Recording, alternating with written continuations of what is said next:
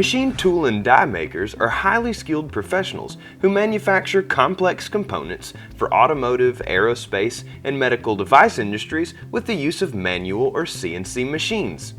Our program has an incredible track record of giving students hands-on experience with dozens of different machines and helping place them with different companies for apprenticeships and jobs.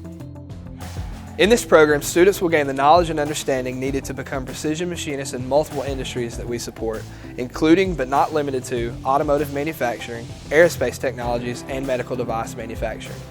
I've seen firsthand with Hago's apprentices the quality of students and workers that come out of the Northeast Precision Machining program. I myself am a graduate of this program and it has launched my career in this industry.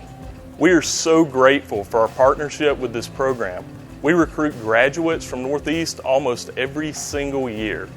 Tool and die is a high-skill industry with a constant need for capable and experienced tool makers.